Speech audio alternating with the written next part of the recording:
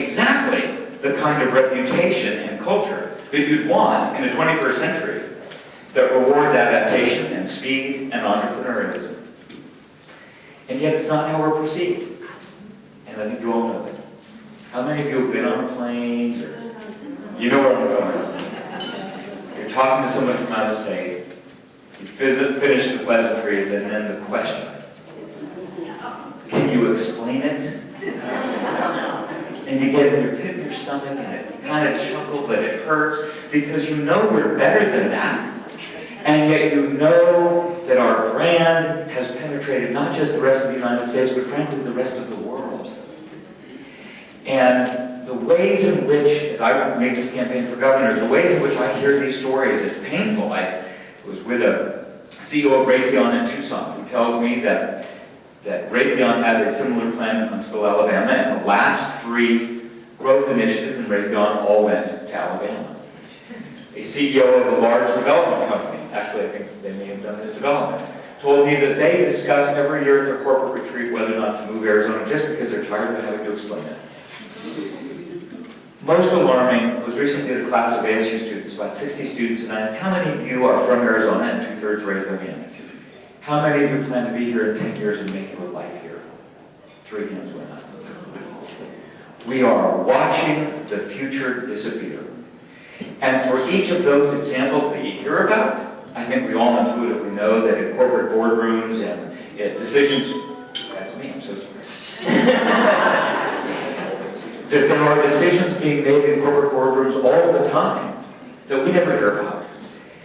That business and other venture capitalists and smart workforce, they say to themselves, gee, I like the climate, I like the cost of housing, I like much about Arizona, but I don't trust the politics. I've got to raise children there, I want to make a long-term commitment there.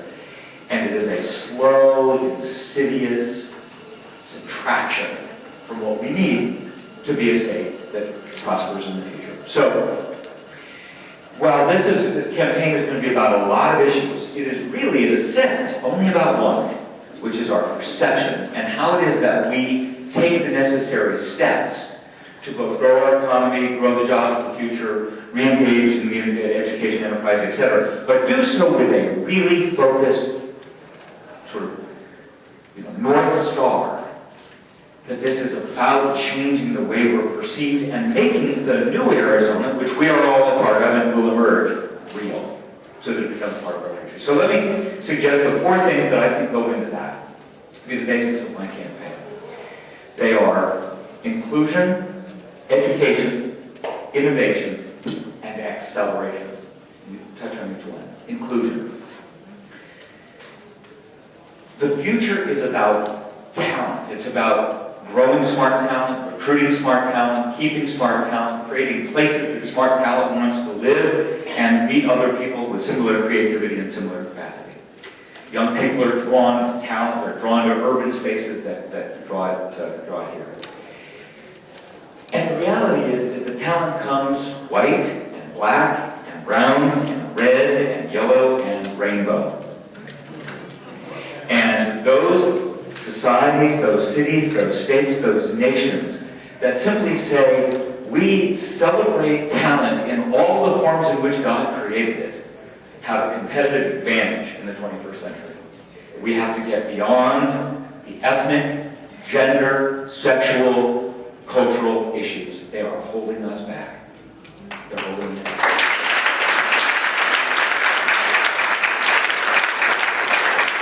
Secondly, we all know that the future is education, that to be smart, we've got to have access to education, and we find ourselves in a challenging predicament.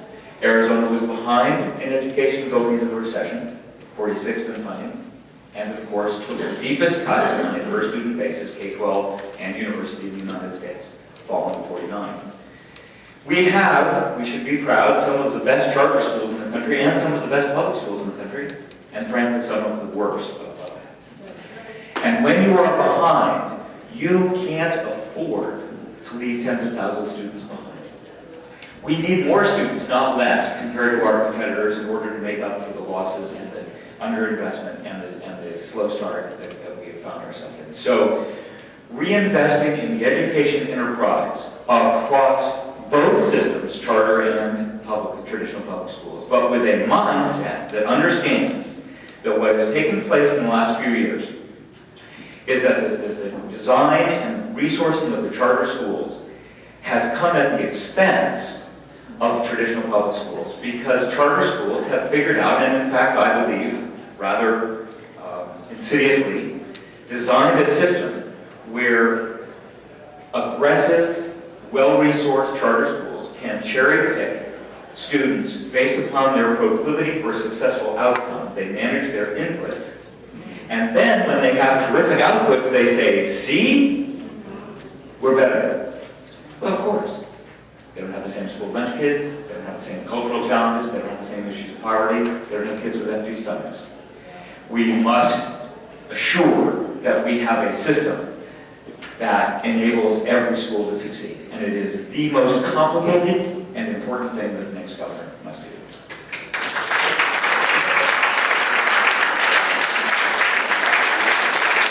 Now, the future is largely going to be a function of selling ideas and products to the rest of the world. I mean, you grow net wealth, everybody's wealth. Not when we're selling to each other, but when we're selling to somebody else. Bringing in capital, in goods and services, venture capital, sales, etc. And we have no strategy for Mexico. We treat Mexico as something to fear rather than an opportunity to embrace. It's the best export strategy and import strategy that we have. We lack a coherent, focused strategy on 21st century products that the rest of the world will buy. Be it crops of the future, algae, biofuels, be it bioscience, be it aerospace, unmanned aerospace, a variety of areas where we could all fill in the blank. If I were to say to you, if you're in bioscience, you'll probably want to invest in La Jolla, Boston, whatever. If you're in IT, you probably want to be in Cupertino, Palo Alto, Boston, Austin, etc. For what is Arizona the answer? And we must get crystal clear on how we marshal all of our resources together and communicate to the rest of the world that if you're going to be in that space, Arizona is the place you must be. Hugely important piece of business. And finally, acceleration. If we're not recognizing how far behind we are and how stagnant we've become and how fast the rest of the world is moving past us on A, B, and C, we're missing the boat. And the job of the next governor is to create a sense of urgency that if we want those ASU students to stay here, if we want our grandkids to be here, which I know we all do, we must create a sense of urgency about that agenda. So that's why I'm running, that's why I think we can win. Now, you're a group of activists, so let me just spend a minute on winning, because I know we care about this. We're about to go work hard, we're about to go try and win this, and I'll tell you why I'm so optimistic. Number one, we haven't had a campaign start this early in my 40 years in Arizona politics. We've done rural Arizona, we've done Native American tribes, we've built infrastructure statewide. Number two, I believe we will have a ticket, top to bottom, set by Thanksgiving. The Republicans will have a primary in every single category, and most of their legislative rates. Third, the race is becoming nationalized. Arizona is to immigration what Scott Walker in Wisconsin was to collective bargaining. What I mean by that is that we own this issue. The issue is front and center, and as I'm moving around the country raising money, for anyone who understands that for us this is a Selma moment, this is where we say we reject the politics of hate and intolerance, and we put a stamp on it with the election of the Democratic governor. That resonates.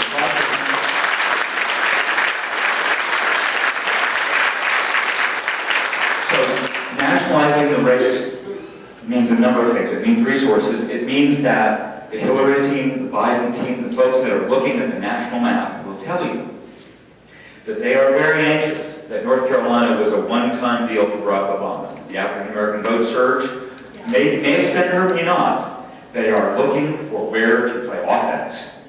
And if you look at the national map, Colorado has drifted more blue. Nevada has drifted more blue. New Mexico has drifted more blue. Who's the donut hole? We are next. And we are the buzz in Washington, we're the buzz at the DNC, that's why the DNC came out here, that's why President Clinton will be out here twice this year. We are in play. And it's a hugely important piece of the puzzle. And you'll see that at the labor table, you'll see that with the fundraising, etc. So we will have capacity we haven't seen before. And lastly, any of you watch the Republican gubernatorial debate? Well, it's pretty frightening. They are all to the right of Jan Brewer, and the Santorum effect is taking over their race. They are making commitments such as all endorsing the repeal of the Medicaid expansion, endorsing the elimination of the Arizona income tax, and other highly destabilizing policy positions that will make a wide swath of business leaders, Republicans, independents available to a common sense ticket on the Democratic side.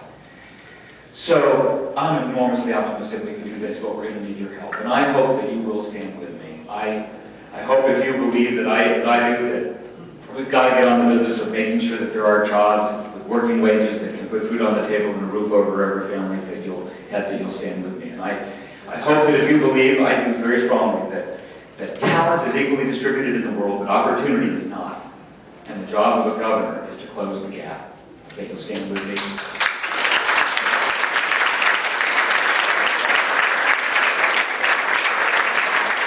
I hope that if you believe as I do, that in America, freedom includes the freedom to organize. It means the freedom to fall in love and marry the person who your heart speaks to. It includes the freedom of a woman to make her own reproductive choices, that you will stand with me.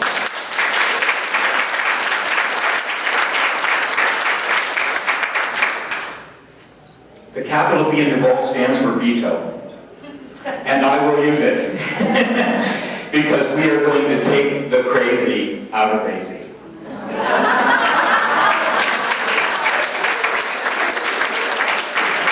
So, I'm in it to win. I'm in it to win the governor's race. I'm in it to build a ticket that we can be proud of, that can win races top to bottom, that we potentially win the legislature, but if not this year, we set the chessboard in a way that we take it in 16 as we deliver Arizona to the next president of the United States in 2016. All of the pieces are in play. It takes one thing: base turnout. If the base turns out at the rate that they turn out in a presidential year, I will be governor. So, I need you. I need you to work with all of us. It's not just about a candidate, it is about a movement. And if I haven't struck a chord, shame on me, because Arizona needs a movement, Arizona needs a new brand, Arizona needs a new image, and it is right here ready to be taken. It is right here ready to be built. It is us, it's who we are. The new Arizona begins here, and I'm so grateful for your having me here today.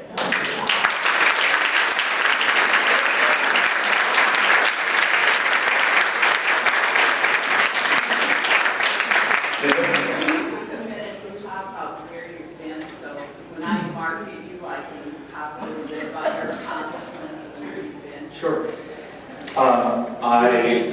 Yes, great question. My background, up your bio, I guess, talking points. I grew up in Tucson. I met a young lawyer named Bruce Babbitt, joined his team as his legislative liaison when he was governor of Arizona. And what I believe most people will agree were here the most productive 7 or 8 years in Arizona history. We did the groundwater code, we built access, we built the freeway system. Can you imagine Phoenix without it? We raised education funding to the highest it had ever been, and has ever been not replicated since. Was recruited by President Clinton to come to the White House to run the Office of Intergovernmental Affairs, which is the person who deals with all of the federal issues across all 50 states. Welfare, EPA, FEMA, education, all of the issues that deal with the 50 states. I came home. Governor Napolitano asked me to chair the State Economic Development Board, which we produced the 10-year economic plan for the state of Arizona. That produced TGen, the Science Foundation, and some of these other new tools that we have in the innovation economy. And then I was proud to go on the Board of Regents, which I served on the year before last, and really redesigned higher education to make it more accessible to more students at a lower price point. Since that time, I've been working in the renewable energy field professionally. I should be referring to you as very limited. And up until recently, now I'm a full-time candidate. Thank you. Yes? Hi. Maricopa County in particular, and Arizona in general, picking up on the shameful record that Texas holds on death penalty. Where do you stand on death penalty? And where do you stand? Will you talk about it? Well, given my stance, you may not want me to talk about it. I favor the status quo on the death penalty, although where I will score points with you and the fine organization that you work with is that I am going to have a lot of time and energy put into the discussion of mandatory sentencing. We simply cannot, I mean, use Texas being a nice example. Texas is not exactly, progressive state. They repealed mandatory sentencing. Arkansas repealed mandatory sentencing. Mandatory sentencing has created a dynamic where states only now do three things: educate, medicate, incarcerate. And if you are spending the kind of money on incarceration that we're spending, you're not doing the other two. That's right. We'll talk about that. We will talk about that. And what about guns? I share Mark and Gabby's leadership and salute their work on background checks and then fought guns on campus when I was a regent. Yes. According to just a point there, what about your stand on this whole issue of privatizing the prisons? I think that's disgraceful. Yes. You got to keep the beds occupied. It's Yes. all about occupancy, like the hotels. Yes. I wrote the veto messages in 1982 and 83 for Governor Babbitt when these were first proposed. Obviously, they then came into being in the interim years. And what offends me most about them is the notion that we call it a prison industry. Because what is industry?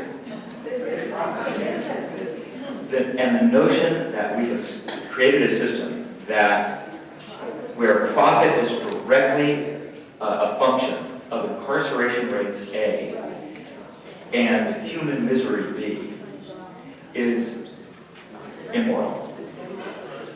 So how do you change it? Yeah, now, I don't want to falsely mislead you as to what the dynamic is. We're under contract. Now, when they come up for renewal, there is going to be a healthy public policy debate about them, but in the meantime, they are under contract. It is not a discretionary call until there is a recontracting opportunity. Now, new prisons, yes, but they do have existing contracts with existing prisons, so we'll get at it. Yes? Who's your campaign, who's running your campaign here? Is the person here? My brother is here, the handsome gentleman in the back of the white shirt, who I welcome him to. Absolutely. He will take. We have an office which we've just opened in Paul Penzone's headquarters, just north of Camelback on Central. You'll see the sign. My illustrious co-chair, James Hydrick, has envelopes. My website is fred2014.com, and look, it's about foot soldiers, and it is about money. I've got to raise millions of dollars. I need to raise $6,000 every day for the rest of this year to meet budget. So I appreciate the question. Yes. We were at some of us were at a meeting recently where they talked about how seniors vote Republican all the time. And since Arizona has such red districts full of seniors, what can we do to get them on our side? It's challenging because they are voting Republican largely on federal issues as opposed to state issues. I want to develop a sense of pride about living in Arizona. Most of them chose it for a reason, and I need to tap into the psychology of why they chose Arizona and why that is threatened. And secondly, those that are here, as many are, to chase grandchildren, will find that those grandchildren will grow up and leave if we do not change course. As I recall, when Bruce Babbitt became governor, there was this little guy following him around everywhere. In fact, I never saw Bruce in the whole 8 years without Fred at his elbow. In fact, I think you were his spokesman in many cases, which doesn't exist in most campaign administrations. And so I think you ought to add to your slogans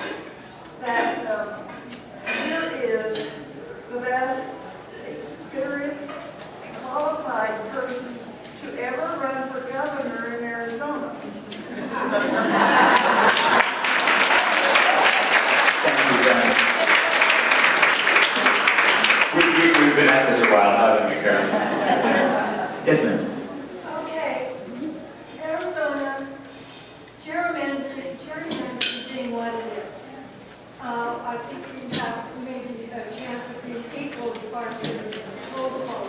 But when it comes to district by district, you're going to probably be faced with a heavily Republican, Tea Party, Senate and legislature. You'd like to change that. In some cases, there may not be even Democratic candidates on the ballot, so people won't even have a chance. We could talk to the state Democratic Party about that issue. How do you expect to deal with the cards that are probably on the election? I appreciate the insight of your question. I have seen this work with Governor Abbott. His relationship with Bert Barr was one that was respectful, competitive, but always focused on getting the big things right. Argue over the secondary things, get the big things right. When you're running water out of your access, etc. The Medicaid fight has left us with a Republican Party that is so badly split, and 14 Republican legislators voted for Medicaid expansion, and they are all being primary. I'm having sit downs with each of them to begin developing a relationship because of what one of them said. I grew up with Kate Brooker McGee in Tucson. And Katie said to me, here's the deal. They may get me, but if they don't, I'm free. And that's the opportunity. The Republican Party has decided to ostracize them, and if they survive, they are free agents. And that becomes a governing coalition, much as James Paulson was able to do.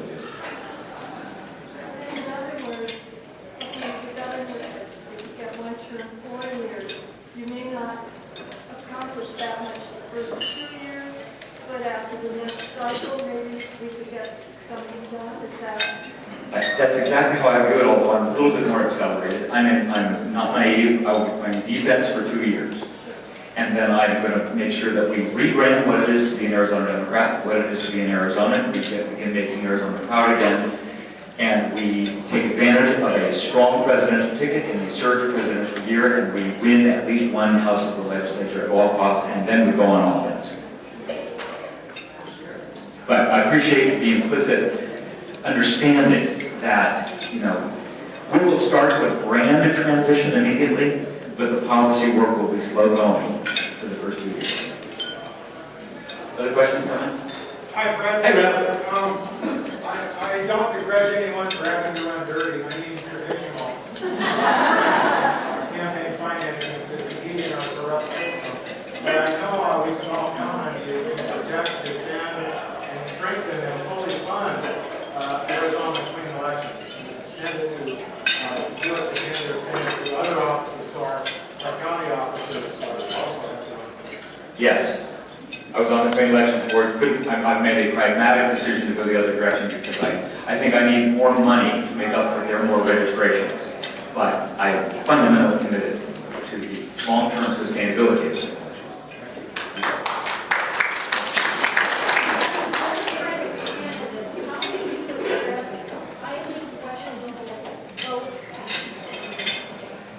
I'm sorry, the highly questionable vote count what?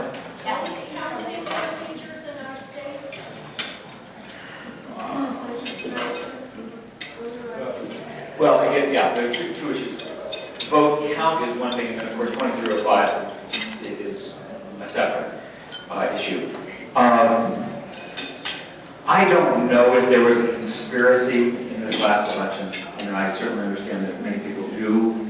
What I do believe is that there's something fundamentally wrong when we make it harder to vote and easier to get it done, and that the priorities ought to be just the other way around. And 2305 and the surge of, many of you probably did the petitions, the surge of energy around that not only showed what we're capable of, but it showed that this is a very powerful message. And those who've watched focus groups and seen polling, this is powerful for Democrats who believe in voting rights, but it is really powerful among independents, Greens, Libertarians, because they feel as though the big guys in the Republican Party are squashing their opportunity. It's a wonderful branding opportunity for the Democrats to own. Yes?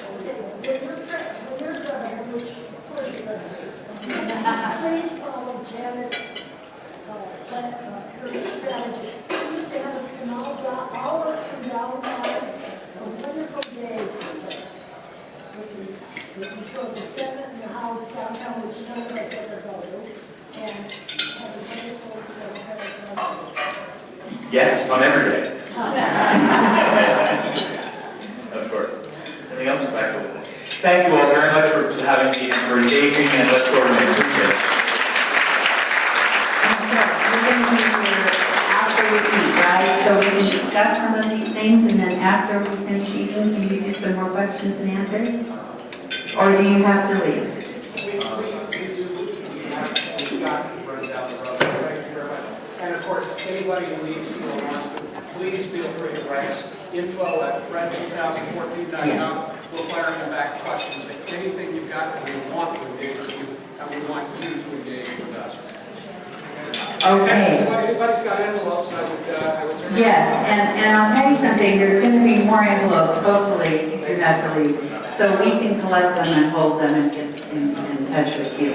I would like to write down on the board here also, before you leave, your contact information, so if you can wait and give that to me. But Fred, since he does have to leave, things are a little different, and said he would take a couple more questions. So he won't be able to stay for question and answers after. If I may, I see another lady over here doing it. If I just may ask quickly first, when I got to hear you at LB23, you talked about renewable resources in Arizona, and you said we've kind of lost it already for solar, because that's somewhere else now. But you talked about algae, you talked about wind and gas and so on. Could you just fill us in on your thoughts, because they seem to me to be very forward-thinking. That's very good, yes. So the potential for renewable energy. I started the solar office in Arizona with Governor Abbott, which was then, of course, shelved during the signing years. And we missed the opportunity to be the national leader in silicon hard plate solar. It's not to say that it's not booming, it is booming, although as you saw in today's paper, our utilities are now engaged in a two-pronged attack on solar. One having to do with this issue, highly esoteric, called net metering, and the other having to do with the renewable standard, which enlightened states are using renewable standards to send a market signal to invest, which we are not doing. So we are struggling in the silicon arena. The new form of solar energy is going to be flexible solar. You'll begin to see it wrapped around light poles on the streets. You'll start to see it in a variety of other applications. Arizona is going to be very competitive in non-utility-driven solar energy. That's good news. Number two, I'm very bullish on algae. Now, everybody knows what algae is. You got swimming pools? Turns out that algae is extremely powerful combustible energy. It is being used, Richard Branson is using it in Virgin Atlantic currently on a test basis. Our Department of Navy is using it in battleships. We have the right hydrology, geology, and farmland to become the nation's leader in algae, and we have a university platform between ASU and UVA where we are commercializing the leading thinking in this space. Hasn't been proven out yet at scale, but if it goes to scale, game changer for us. I think our, more than wind, as a biofuel, algae could be a significant game changer. Would you articulate the charter statement if there were to be a Women for Fred group? Why would they form? Why would they back? I can give you a longer answer, but let me give you the most important answer. I will win or lose this based on three things. I mean, beyond message, in terms of demographics and organizing. The Latino vote, young people vote, Republican women's vote. The first two are organizational, the third is outreach. And I know, and I suspect all of you know, that there is a large number of Republican women that do not identify with these themes of balkanization and hate and that are being pursued by the Republican Party and are available to us if approached by people of like mind, demographics, and neighborhoods. It's a message which women similarly situated can deliver much more effectively than we can. Is that helpful? Yeah. And the reason they should back you is? The reason they should back me is because, A, on the libertarian issues of personal choice, particularly reproductive freedom, I'm a fighter. Number two is because whatever school they have their children in is at risk in Arizona. There are certainly exceptions, but Republican women with kids in schools that are being under-resourced are seriously threatened, and they will see those children grow up and leave. Third, to some extent, I share their existence. I'm a father with 2 kids. I dealing with issues of school choice, children's health, bullying, kids going into the military. I'm living it, and can speak to the concerns that occupy their kitchen table over and above jobs and the major issues, but the things that are personal and real in their day-to-day lives. Thank you. Yes.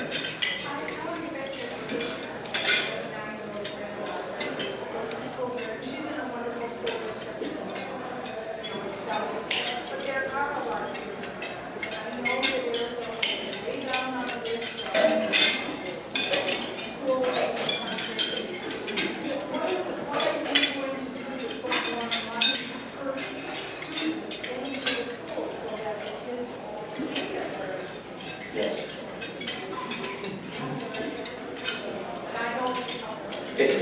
Yeah, I don't want to get so far into the weeds, but let me give you a broad brush as to what I think the agenda is. Number one is the way in which we finance the schools has eroded in 2 ways. One is that our over-reliance on property tax has created a growing inequality in financing, which is not rectified by the modest state assistance to create equalization. So you have significant funding balances.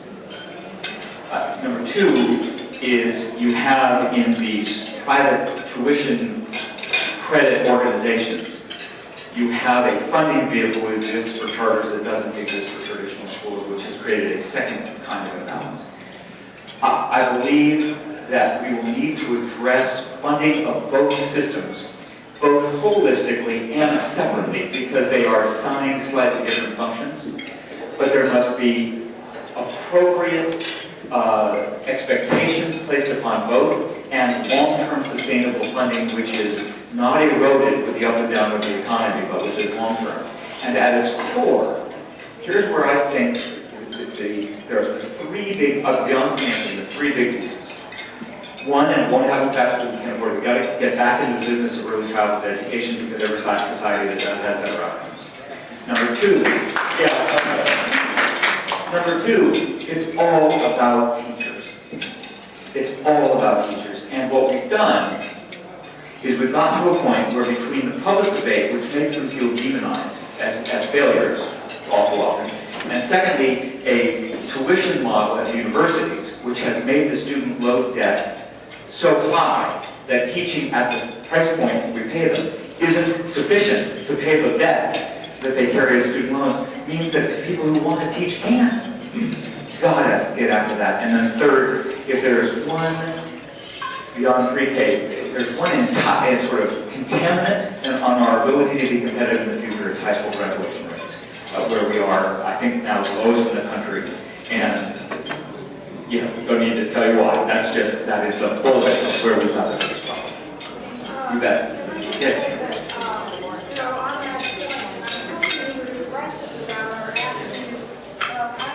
I hope you can address this without our asking you the question. Number one, we have so many school districts in this state, it's absolutely ridiculous. I come from New York City where I taught school, and we have one school district, and they have Bronx School, High School of Science, Brooklyn Polytech, and a lot of very high achieving public high schools. Secondly, I've never seen a state where social promotion is the norm. A child can't read in the 3rd grade and gets promoted to the 4th grade, and that's the beginning of the end.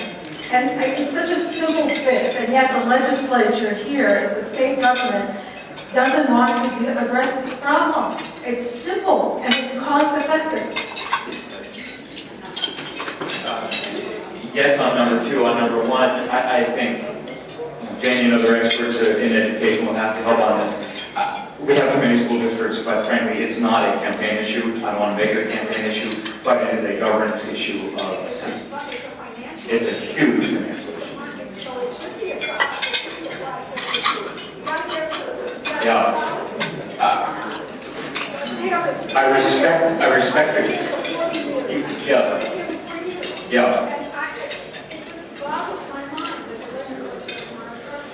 that they won't, and if, you know, just be pragmatic, if I'm pitted against all of the school board leadership across the 283 districts, I'll have health pay. So call me in January. Fred, you're getting one more.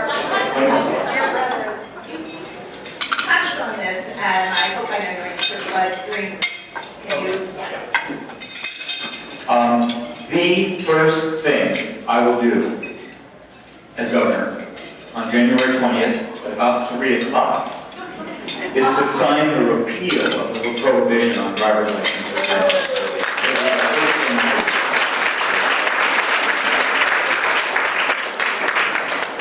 I will begin lobbying in a couple of weeks for a tuition break.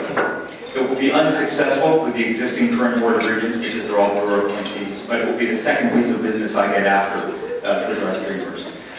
We are not able, because of court decree, to give them an in-state tuition, but we can give them 110% of in-state tuition and we should. Okay, thank you.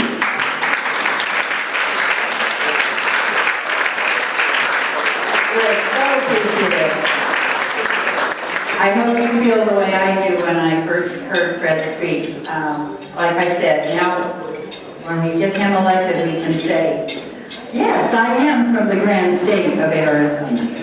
I have put his information here now. Right now, there's no phone number, but I'm told that this will get you what you need. And I think any of us reaching out and offering to help and volunteer to get Fred elected will be very greatly appreciated.